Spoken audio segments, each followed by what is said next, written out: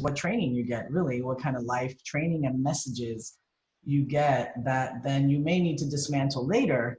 But gender and culture, specifically like racial ethnic culture, really impact how we see things, especially how we're supposed to be in the world in terms of caring for Absolutely. others versus caring for ourselves. And I think a lot of times in more American culture, we hear like self-care, but in collectivistic cultures, we hear other care. And so I Mm-hmm. feel like a huge, I mean, I'm jumping ahead a little bit too far, but I feel like a huge task for women, really, in terms of talking about generalizing to women, is to really balance self and other care, which is really, really tough. I know we hear a lot about like the airplane Yeah. thing, and when the airplane, whatever oxygen mask comes down, you have to put it on yourself versus saving somebody else. And that goes counterintuitive, I think, to what women hear, which usually is, you know, connected to our gender socialization. Is like, you're supposed to be taking care of everybody. And like, if everybody's happy, then you're happy. So if the house looks good, if your partner's okay, if the kids are okay, then, you know, actually, wait, the animals, like, we got to make sure everybody's okay. The plants. Then the plants, you know, got some groceries, you make sure everything, Yes. you know, and I want to talk later about even like women who choose not to have children or partners Absolutely. still have guilt as a dominating force within their Mm-hmm. psyche, really, that we'll get to later about how do we combat that. But I just wanted to make a more broad statement of like, we're really going to use some generalizing terms to women in general, like who are socialized as women, and the messages we carry, regardless of gender identity or things like that, moving into the world. Um, but yeah, so there's a real big message of like, you should feel bad about things and check yourself. I did a brief review literally an hour ago just to see how many articles, just commentary pieces, not like empirical data by scientists, but like scientists who write for commentary pieces like The Atlantic or Medium or pieces like that, hundreds on women's guilt comparing to men. Mm-hmm. Mm-hmm. And I only perused like three or four, but it was really striking that it's good that women are having these commentary pieces submitted so that they can try to combat some of those messages that leave you floating in guilt in such intense guilt. Absolutely. Yeah. Absolutely. I think it's also like you talk about the balance. It's the whole idea of selflessness, right? That there's a positive aspect to if someone is selfless, then they're kind and they're wonderful, and that's what women should be. Is selfless. How do we exist without the self, right? And then if you are selfless, if you're not selfless, then you're selfish, right? Because you're focusing on yourself so much that you're neglecting like your role as a woman, as a provider, making sure that the house is together, making sure that, I mean, you bring up the cultural piece. I think that's really important. Me with my background coming from a Haitian culture where the kids and the men are fed first, right? And the men gets the best. Carmen and I have joked about this.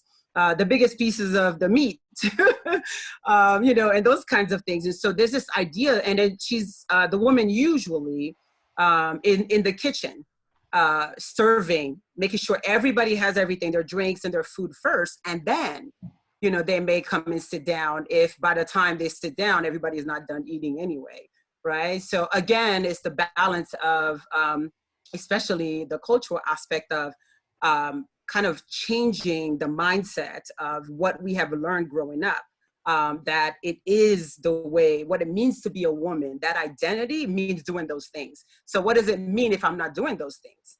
Then how we get lost in the fact that, like, who am I without being maternal? Who am I without being selfless, and all of those kinds of concepts. So absolutely, it's just the balance piece that sticks out to me the most.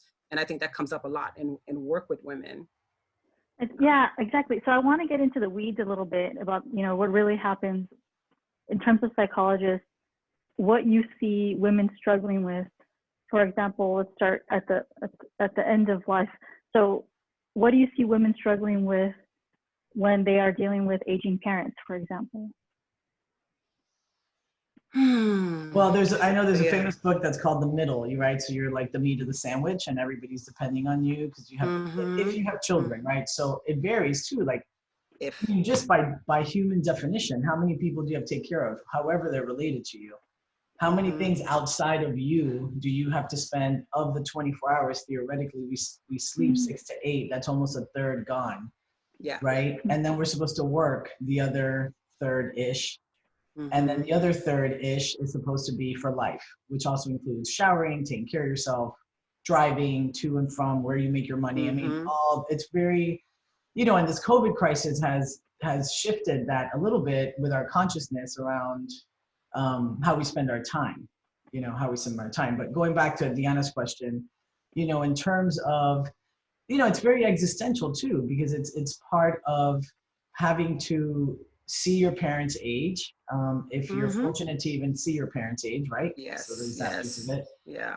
And having to really just, again, that self and other care, and how they may push you to a limit that you haven't seen yet, right? You haven't Absolutely potentially seen how you are with aging parents because we haven't had that experience before. But then you have another kid pulling at you, and then there's the recipe for guilt of like, I'm not enough. A lot of women have that piece of like, I want to be everything for everybody, because that's what our culture is cross-culturally. There may be some more intense messages or more rigid gender roles, I think, to Bridget's point, in terms of maybe collectivistic cultures, like all three of us come, Mexican culture, Cuban culture, Haitian culture, very much more tighter gender roles than maybe what we see in America.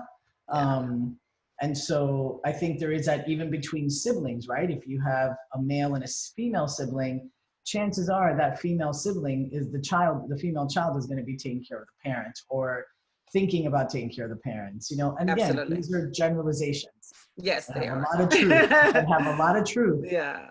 Because there are some men who obviously take care of their parents, and there are women who don't take care of their parents. Like, we recognize that as psychologists. So, we're holding the spectrum of behavior, but there are some generalizations. So I think that there's, and it depends on if your parents are close by, or how they are really, what's their health, and are you able to still really interact with them, or are you seriously just taking care of them? Which I think is also very different.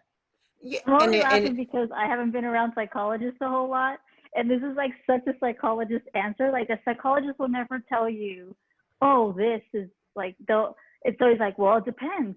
The answer is always, it depends. Well, this or that, maybe, or that, or that. Well, we have to look at the big picture. We have to look at the whole picture, though. I think that's what it is. It depends. That means you have to open it up. And I think Carmen makes some really interesting points. I think women all over, regardless of background, are dealing with those kinds of issues, like on what to do with a parent. And let's say they are a heterosexual couple, then even if the sibling, the sister, is not dealing with it, and let's say the brother is dealing with it, then his partner is having to take care of his mother. So there's that on too, that when you get married, you take that on, that responsibility on. But I do think that those are absolute aspects. Oftentimes I find myself asking women, I work in percentages a lot. Like, I give everything a percentage. So let's look at all the things that you have to do. What's the percentage you give to work? What's the percentage that you give to your mother? What's the percentage you give to your children? What's all of those things, to your writing career, whatever, right? And it's always interesting how the percentages for women, it's never just like a third of this, a third of, for women, it's certainly not gonna be that cut and dry. What you find is there is a lot of time spent with, and I'm clearly thinking of someone in my head that I work with who the mother takes a lot of her time, and work takes a lot of time. And so when I look at the percentage at the end, we look at the paper and I literally have them write it down. The percentage is so small for self. And I'm like, how do we increase this? Right? And so I give them a visual so that way they can work with that, right? Like, how do we increase that number? And that tends to be so challenging because they're used to not spending that much percentage of time focusing on themselves and taking care of themselves. So it is so tricky. Diana, like you asked that question, and it is such a balance, because I know many people who are going through this right now, trying to balance like taking care of family, but also and self, or leaving self out completely because they have to take care of an elderly parent who lives with them now. And it's just really tough. It's a hard balance. You know, I had a friend that moved from the States that made a comment that really stuck with me. She lived here, she lived in Miami, and then she moved to Peru, where her husband was originally from.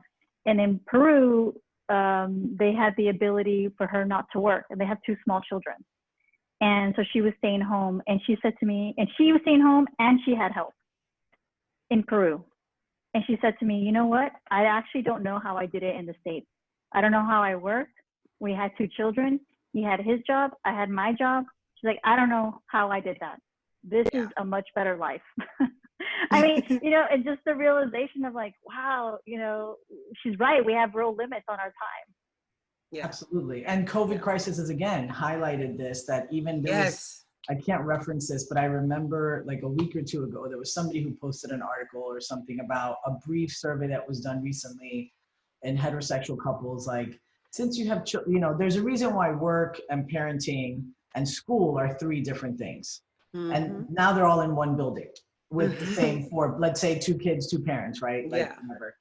And that's a lot, that's too much, you know, and that's why people were, oh my, like when summer, you know, first it was like, oh, okay, we're going to be at home for like 6 weeks maybe. And then we come out and everybody plays and it's normal. And now we all have learned a lot about infectious diseases, and we understand it doesn't really happen that way. You know, but basically the survey nugget was that between these couples, it was like, do you feel like you are sharing this 50-50? Like the parenting, the cleaning, the cooking, Absolutely not. the teaching.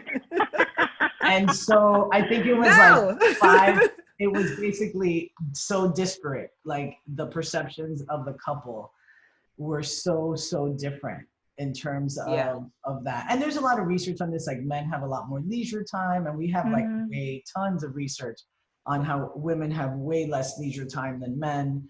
Even to the commentary pieces, up until 10 years ago, 95% of commentary pieces were written by men only. So there are efforts to get women like that have a degree, a master's or doctoral degree, write something. Write something for your local paper, start there and get your voice heard, because we need women's voices in our common everyday life. And male voices are great too, and we've had them for a long time. And so women's voices also need to be heard in a different way, you know? So I just found that curious, like people are trying to share, and there's so much of a, whether you call it natural / also gender socialization way of being. Where when we're talking, we're going to jump from elderly parents to kids. That is like the ultimate guilt for women, is once you have children, that slice of guilt is special.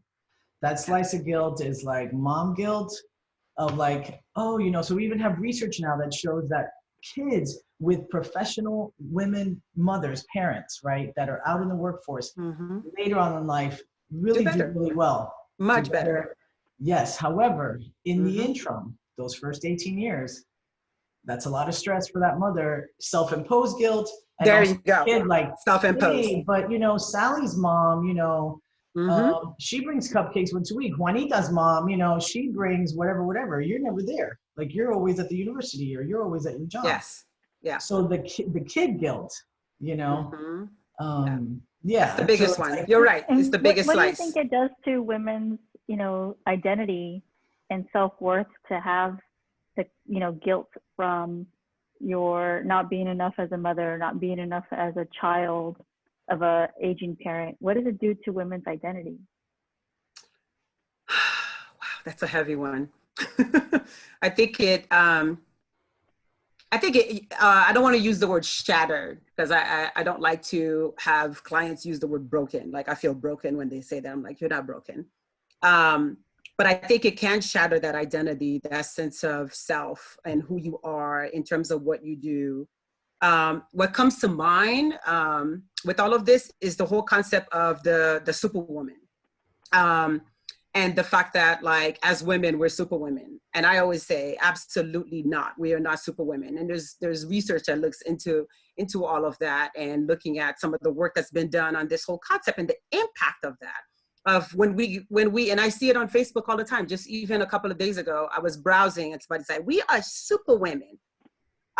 We are not. But when we try to teach ourselves that we're super women, it means it adds this piece of perfection. That as women, we cannot yell at our kids. As women, we cannot.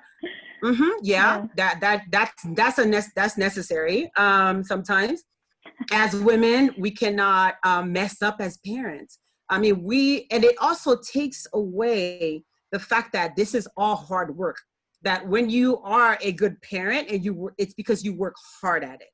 No. And so when you call me a super parent, it means almost like because I am a woman, I'm born with this capacity.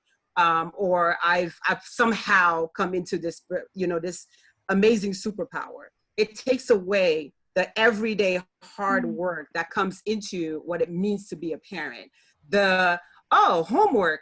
You know what? I did get fussy about homework. I did say something I probably shouldn't have said, during homework, because I lost my patience, and all of those kinds of things. And the learning process that we are going through ourselves as we're learning what it means to be a parent, we give ourselves this false sense when we say we are super women. So that's what comes to mind for me when you talk about parenting, is that we need to stop telling ourselves that we are these amazing super women that can take care of it all, because that's not true, right? It goes back to, it makes me think of Wallace's study of the Black macho and the myth of the superwoman, right? And it's just like, and it talks about what negative impact this has on us as women every day. And so, Diana, to speak to that, I think it does shatter our sense of identity, because it makes us not know who are we? Who in the hell am I?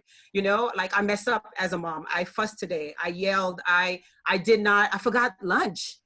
I forgot the lunch bag in the back of my car. The kid went to school without lunch. Oh my God. Right? And all of those kinds of things. And what does it mean? Like we cannot make any kind of mistakes. So I think that's where it gets like a little bit very difficult and tricky, and really impacts our sense of self, which probably contributes to when kids are gone, they leave the home, we don't know who we are without them. Like we stop living as women. We stop living, to understand ourselves, to take care of ourselves, that we are another human being that needs that love, we need to take care of ourselves too, because we focus on family. And so when they're gone, we don't know who we are without them. So, yeah.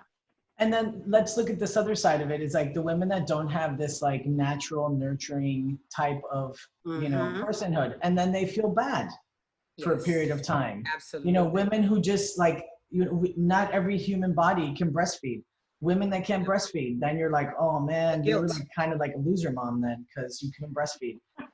That's terrible. Like the messages we give, and then a man is carrying his baby that may not even be covered, and it may be like cold, and everybody's like, oh my God, he's awesome. You are so amazing.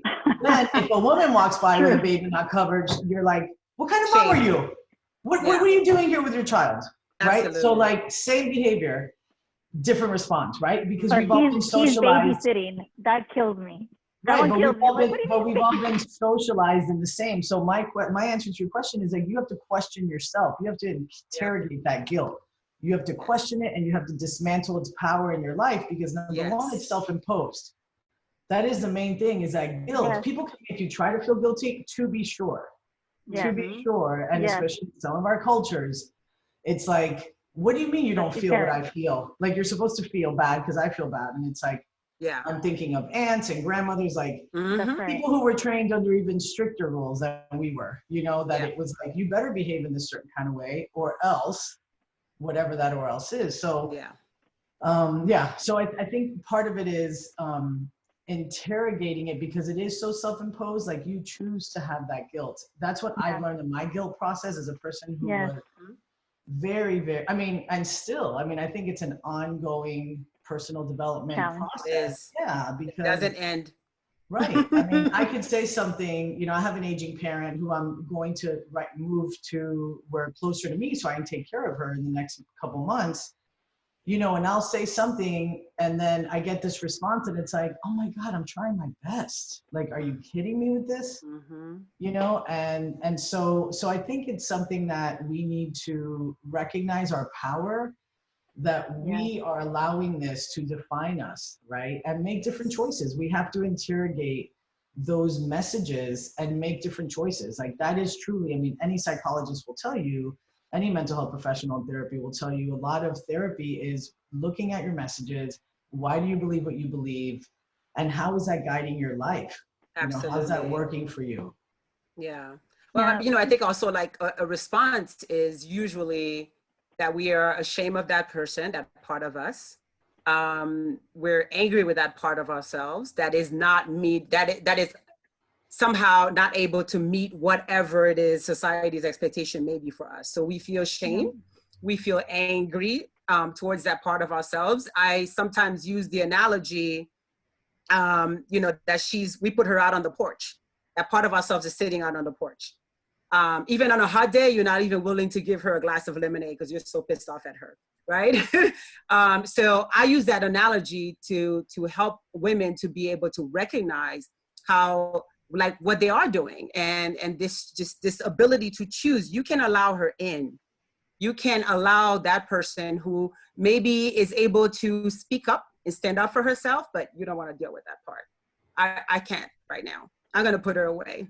You know, she embarrasses me for something. Sometimes I even say, like, you know, you have her imprisoned. This woman is shackled, because there's a reason usually that we do not feel comfortable with a certain part of ourselves. There's usually something going on. And so I talk a lot about being able to face that. And COVID has really brought this to the forefront. People are at home. They have nothing else but to face themselves, their fears, their anxieties, and the parts of themselves that they maybe for years now have been neglecting and pushing away. So it's quite challenging. But I kind of love it. I think it's great. I think that for them to have to face themselves, it's really, really, really hard. But you're right, Carmen, like we do have a choice and we have to be able to, like, you know, fight that, right? But being able to, we have to recognize it first that we're doing it. So we have to recognize we're doing that we it. have the power. We have the power. And it's not easy. It I is want to so make sure hard. It's so hard. It's so hard. But that's usually one of the ways I find when I speak in abstract terms, people don't really get it. And I'm like, okay, well, let's talk about the fact that you have that person sitting out on a porch. Well, let's talk about the fact that you have imprisoned this part of yourself for whatever reason, because you're not ready to face her. And they're usually like, oh, well, I didn't think about it that way, you know? And I think that for some people, it gives them a visual, it gives them something more concrete to work with, to understand how they're harming themselves, how they're not embracing a certain part of themselves. And then you have to make a choice, right? I mean, I think that's what's really great about being, I think I would imagine you guys agree that it's really great when you see someone that has been in pain for a long time, but they're in so much pain that they're ready to change. And you're just like, great, let's change this, right? And so I think about even like my own life and how I shifted the way that I view my parents so that it wasn't as painful. I remember when I was a freshman in college, my parents were going through they went through a divorce and both of them were going through really difficult depression. And I remember my uncle, who I never talked to, sending me a message, guilting me and asking me why I was not with my father, who was in so much pain. And, you know, that's when I sort of realized, for me, I loved that pain because it was like, okay, you're going to go one way or you're going to go the other, but you're not going to stay in the shame and pain. No. And I thought, you know what? My parents are not my parents. They're their own people with their own path that have sometimes some little to do with me, some nothing to do with me. They happen to be my parents, but they are their own people first and last before me. So if you chose that path, and I actually love depression, so it's like, go through that depression. That has to do with you, some with me, but you have your own path and your own journey and your own Absolutely. Be uncomfortable. Yeah, be uncomfortable, exactly. Yeah. And move through that. But so from that point on, I thought, you know what? I have a responsibility to people, yes, to treat them with compassion, kindness, care, yes. Absolutely. But I don't have a responsibility for people because they have their own their own, Absolutely. especially adults, right? They have their own ability to get up and do and choose what they want to choose.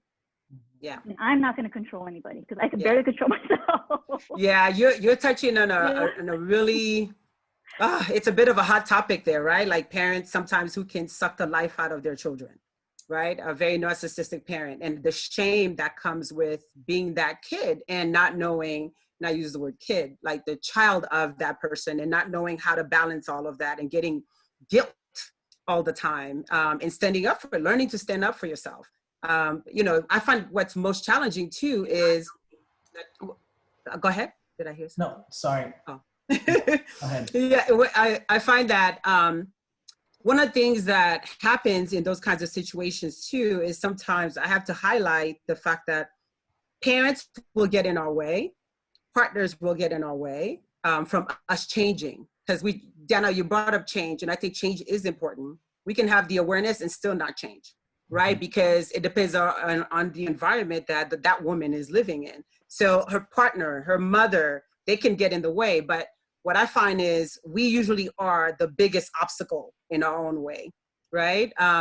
For us to be able to find our voice, so the battle goes with other people, and then the battle is within us as well, you know, to do things differently, to actually change, and not be responsible for other people, and try to learn to be, you know, to realize that, sure, we can take care of others, but we cannot necessarily live for them and teach them how to live better, a better life. Your parents will choose consequences. We all have to live with those. So. And to also, right, it depends, both and, all the multiple truths all at the same time, is that then we feel really bad if we make a decision to not approach them in like the way we used to, let's say, right? And so we have to then battle through that of, you know, I'm supposed to, and a good daughter would blank, right? So, you know, and I said earlier, like, you have the power, interrogate your guilt. I want to give 2 specific examples if I could, Deanna, is that okay? Yeah. Now, I think it could be helpful. You know, I think the porch imagery is awesome. And I saw one of our comments on Facebook Live was, I'm going to go make some lemonade stat by Dr. Linda Loudon. And so, which is hilarious. Go make that woman some lemonade, Dr. Loudon. I think there are 2 things that are really important for women to do. I mean, in the spirit of interrogation, question yourself, you know, take care of yourself, which is, number 1, stop saying sorry, right? So there's so much evidence that men do not say sorry when they mean excuse me or pardon me. Women say sorry for everything, right? So guilt, I feel bad, guilt, I feel bad. There's even a few commercials. I think Dove is the sponsor for them, that if you're interested in it, they made a short video, a commercial about showing in the same situations in the workplace or the grocery store, or whatever, women and men, it's okay, you can come back to us, B, and women and men interacting differently, and like men saying, oh, okay, sure, or like women saying, sorry to bother you. Everything starts with sorry. You start noticing if you're one of these people that says sorry a lot. The other thing that I think is really helpful is, would you tell a friend, do the friend test? Exactly. Would you tell a friend the same thing? If your friend says, man, I shouldn't have eaten that whole piece of, I know I shouldn't have ordered dessert. So she's shoulding all over herself, right? Already, should. So that sets up like expectations to fall from. And so, you know, would you tell your friend, yeah, that's terrible. That's true. You shouldn't have eaten that. You're X, Y, or Z, the things you would tell yourself in your own mind, you know, so we say so many things inside our own brain that are terrible. Yeah. I mean, women are absolutely terrible to themselves, especially when it has to do with the body, especially when it has to do with your body. You know, Carmen, people that really can't take that in, because there's some people that are like, they can't talk to themselves like that. Yeah. One thing I take further is that sometimes I'll say, what makes you so special? Why do they have those rules and you have these rules? Why are you different? Are you not a human? Those humans have the rules that they get to be treated with respect and dignity. They get to mess up. They get to fail. They get to be jackasses sometimes, and you're okay with it. Then what's so special about you that you don't follow those same rules? Yeah. Why is there a different standard for you versus everybody else? Exactly. Absolutely. Exactly. Yeah. I mean, and so I think those two techniques could be helpful sometimes, of just pausing, noticing, and that's part of change. You know, we obviously are in the business of change and growth for people, and, you know, so it's such a long process. So I think that's the self-compassion that needs to come, is like, I'm working on this. I'm really trying hard.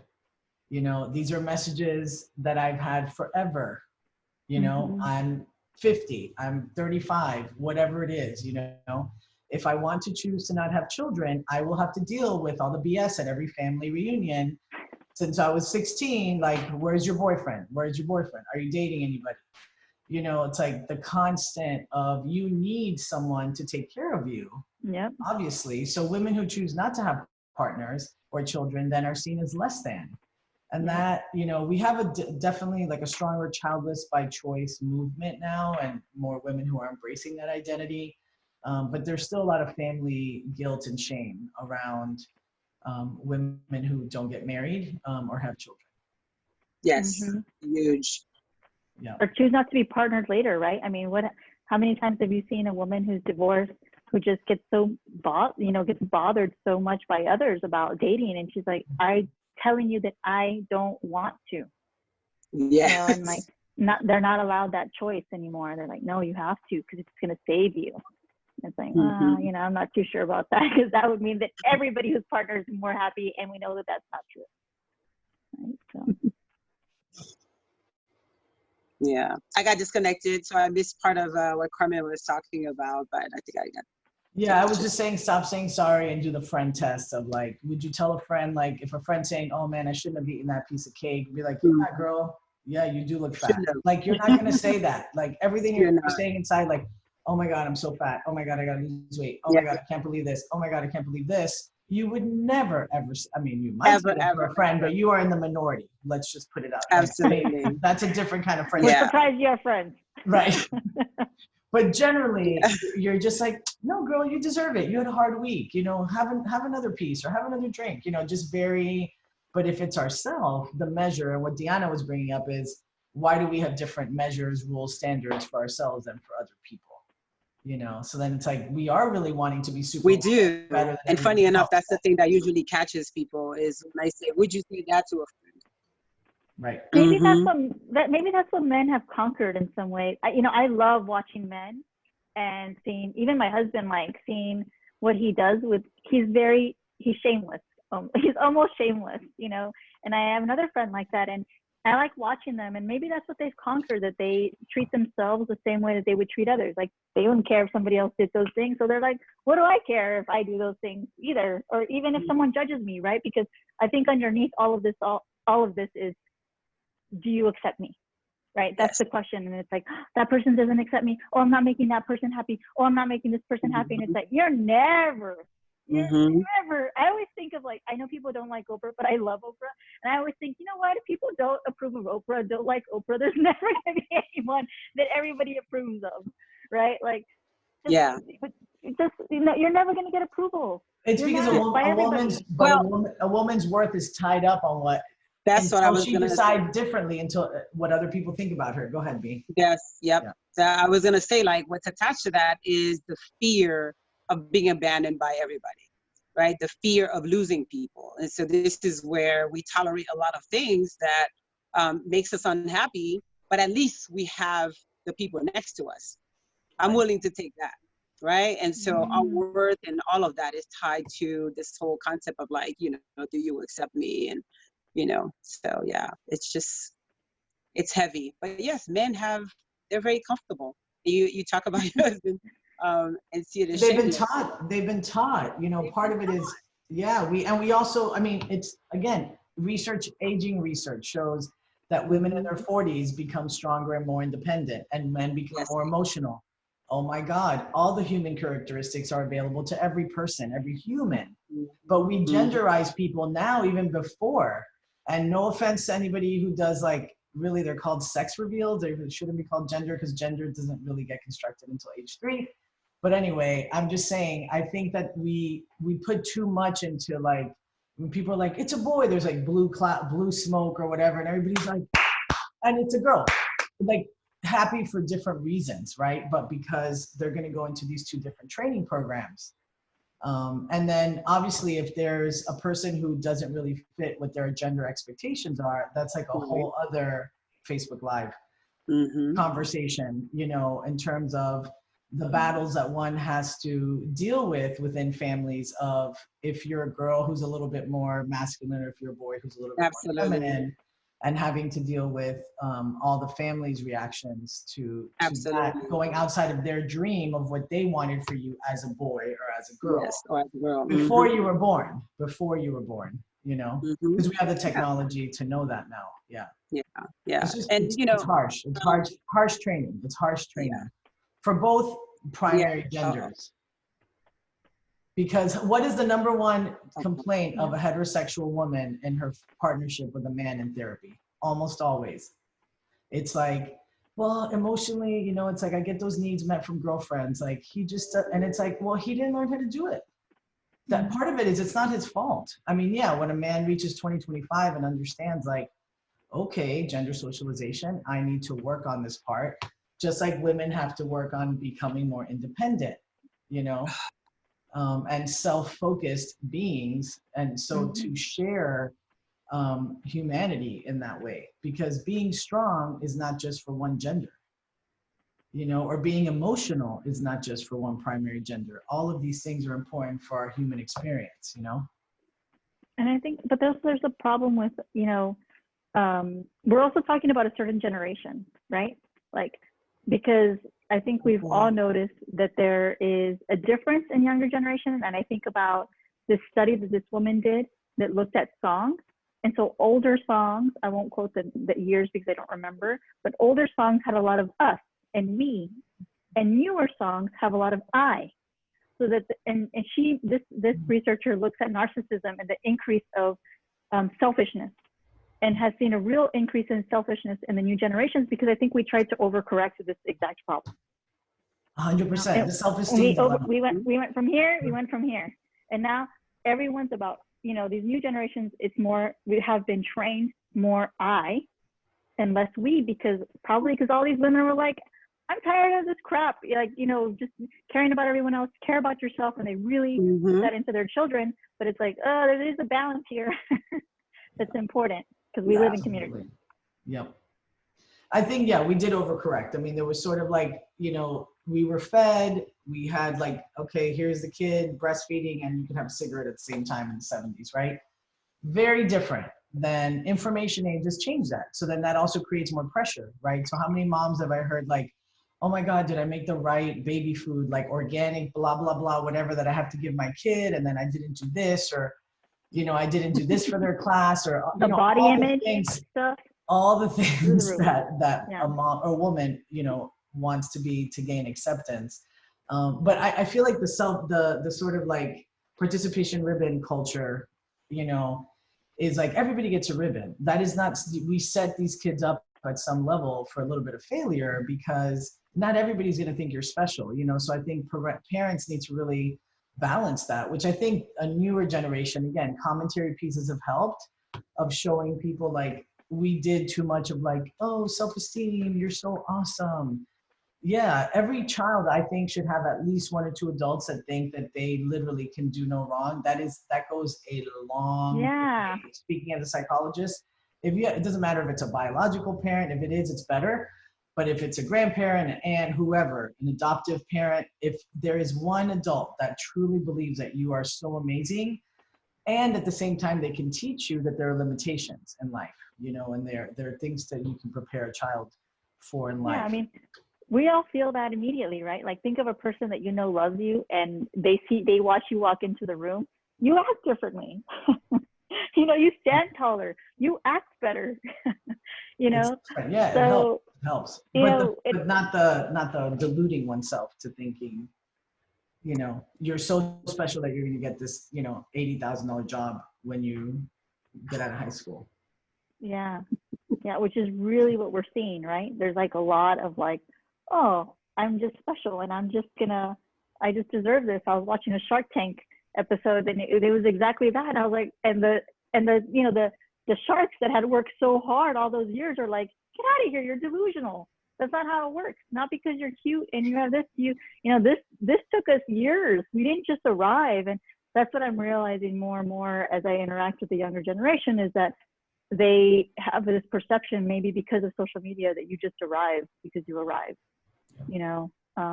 but maybe all that guilt was what helped you arrive and work so hard, right?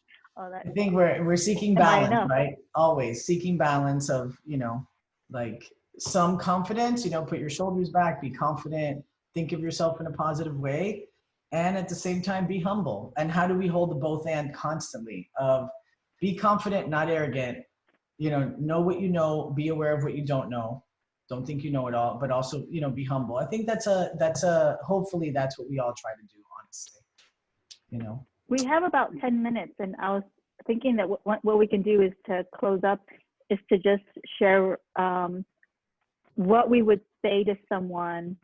What is, just some advice we would give to someone. It's like, look, I'm really struggling with guilt of not being enough as a parent, not being enough as a child of aging parents, not being enough as a work, my whole life as a woman, and close up with that. Bridget, do you want to go first, just in case we have technical difficulties? Let's see. Okay, so can you repeat that again, please? Yeah, just what advice would we give somebody who's saying, look, I'm really struggling with guilt of not being enough as a parent, not being enough as a child of aging parents. I'm really struggling with guilt. How could you help me? What advice could you give me? She froze, I think. Deanna, what would you? I know you had some thoughts on how to... this is like very silly and not silly, it's very abstract or like different. But I think about, someone who is as giving and as selfless as Mother Teresa, super selfless, right? Like we would all say, like, this person's a really great person who's really giving. But I'm sorry, what did you say, Diana? Ooh. She was going to answer first. She's going to answer the question first, which is, what do you tell a woman in your office? Basically, it's like, doesn't feel she's enough as a parent, as a child, as all the things, as a partner. So she's going to answer, and then she'll kick it to you. Okay, cool. Go. So I think, I think about this person who's so selfless, and none of us would call selfish, right? Mother Teresa. And yet, when you look at her life and what she did in her daily life, it was very organized. Even though she went out to the slums of India and fed and took care of people for a good part of her day and a big part of her mission, she still got up, ate, said her prayers. Her life was quite organized in how she took care of self. She prayed for hours every single day to take care of self in order to be able to take care of others. She didn't say, you know what, I'm just going to sleep here, or she just didn't let everything just go. She very much had a routine that meant, look, I'm really going to ground myself. And in doing so, then I can really give to you. And for me, watching someone that we think is so selfless be so selfish in how they take care of self, or so thoughtful, we should say, right? And how they take care of self. Yeah. Then that's really inspiring, right? Because it's like, wow, okay, then if you had to take care of yourself and you had to pray for hours, then I probably have to center myself for way longer in order to be helpful to others the way you were. So that's what I think about. Yeah, that's a great example too of like how you have to, especially if you're going to caregive others. And as psychologists, I know with a lot of like students I've had and staff and colleagues that we don't meditate or pray for 3 hours a day. We don't have time for that. Hence, let's reference 30 We're working minutes on ago. 15 minutes, Carmen. 30 minutes ago, yeah. But what I was going to say for Oprah lovers out there, she talked about this the other day. She's doing a 4-week series that I started on Saturday, a wellness series that's free because she had this vision tour. So you can still see it. It's sponsored by Weight Watchers. I'm not a sponsor for Weight Watchers. Just you have to go to their YouTube page to see it. But and you can get the Zoom link. You can register for free, and you could be on her Zoom call. She has 5 screens, and she interacted with people. If you get in like early, you got to press that Zoom link right at 30 minutes right before. And anyway, so if not, you just watch it on your TV, on your computer, on YouTube Live or Facebook Live from the Weight Watchers page. But she's doing a 4-week series. And she talked with a woman about get up 20 minutes early. It is worth it for you to get 20 minutes early before your partner and the kids get up. Get Absolutely. your tea, your coffee, your whatever, your water, whatever you want. Do whatever you want to do for 20 minutes. Start with 5. Yeah.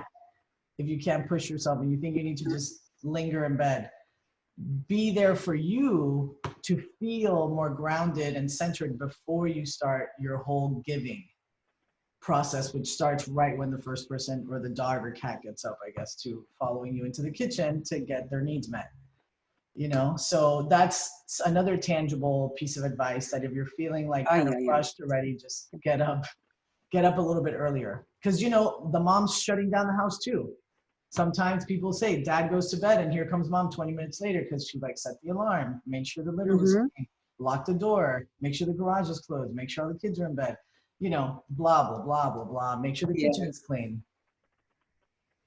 Over responsibility is another thing. It's too much. Yeah. Yeah. So sign up for the 4-week series. Yeah, I am. Thank you, Batman. Spend some time. I decided I would do it just because it's nice to be led, you know, especially for people who caregive for a living, you know, with either students, with our students, you know, with our staff, with clients, patients, like it's constantly, okay, next hour, who am I giving to? Next hour, what meeting am I leading? Okay, what am I doing now? And it's constantly, even though there's a relational feedback loop to that, obviously, that we also get fed, or else we wouldn't have chosen this or persisted in it. But it's important to fine tune our own instrument because we are the instrument, you know, of life, everybody. So those are that's my final thought. Thank you. Okay, so hopefully I don't get cut off, but I think mine is along the same lines of what you guys were saying. As I started to mention, I was telling you guys earlier about this, how I have been working really hard to get clients to meditate because of how they need to really center and slow down and be just more mindful of what they're doing, of their routine and their process throughout the day. There's just a lot of anxiety right now, which research shows anxiety is up, depression is up, suicides, all of it, right? Families are fighting more. Couples are, you know, filing for divorce a lot more than they have before, right? All those percentages are up. So there's a lot of anxiety in the home. And I think we just talked about, for the last hour, about how women, it just internalize, able to just kind of slow down and learning how to, even if it's 15 minutes, to like just find peace somewhere, wherever it is. I have found, you know, for some folks, it's the garden. I'm like, great, you have a garden, awesome. Just a little bit of time to really slow down and to center. But I think the biggest thing that I would say is to be a friend to yourself. We communicate with ourselves more than we communicate with anybody else throughout the day. The most. We say things to ourselves, we may not be aware of it, but we're saying and talking to ourselves throughout the entire day. And so what we say to ourselves is important. Being a friend to ourselves throughout the day is probably one of the most important things that I think women can do, is being mindful of the kinds of messages that and how we respond to things that we do during the day, the ways that we as human beings mess up. But for us, we don't allow that room to mess up. We don't allow the room to, oh my God, I burnt the beans. I'm not admitting to anything or anything, but you know, oh my God, just like little things that we do throughout the day that may not be perfect, and that's fine, and that's okay. And just, you know, that conversation that we have with ourselves is so, so important. So self-care, being a friend to ourselves and slowing down, I think, especially in the time of COVID, is most important. Like Dr. Loudon mentioned, so Linda is getting herself a glass of lemonade. I would say, yes, is it time for you to open the door and allow her in? And is it time for you to allow that part of yourself, maybe you felt ashamed, you felt angry at, or whatever other range of feelings that you may have had, allow that person in and have a conversation.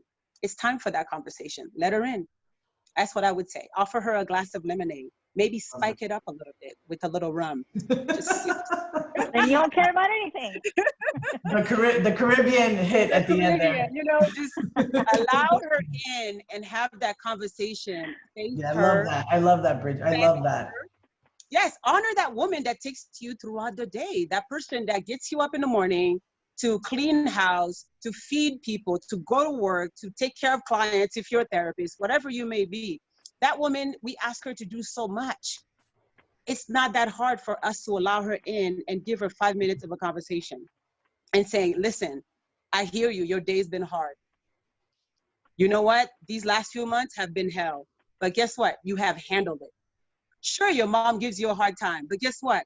You are a great daughter. And don't doubt that. You understand? If you give that parent 10 minutes, 15 minutes of your day and allow them to yell at you and guilt you, whatever, you're a great daughter. It's time that we give ourselves a little, just cut some slack, just a little bit. You know, I think self-compassion. Because people think it's about self-worth and self-worth is very important, but self-compassion. And it's not like letting yourself off the hook. Absolutely. It's treating yourself with loving, gentle kindness, which is really important because we're so self-judgy. Absolutely.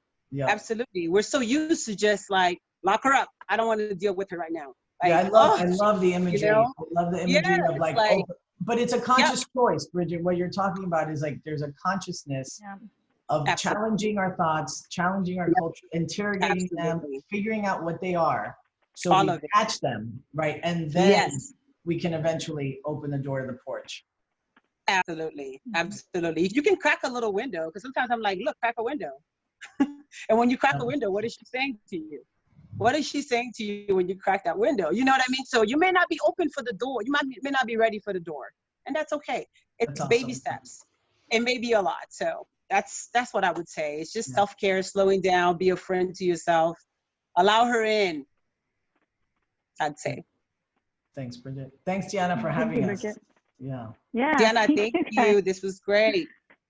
Thank you, guys. It was great seeing you, chatting with you. Definitely. Funny how different psychologists talk. I love it. Appreciate those of you who watched us and listened to us on Facebook Live, and hope you all can take some of this and it's helpful medicine. Yeah, and be a good friend to you. Mm-hmm. The only friend that won't ever leave you. Be a good friend. Take all care. Right. Well, thank you, guys. Good seeing you. Thank you. Bye. See you.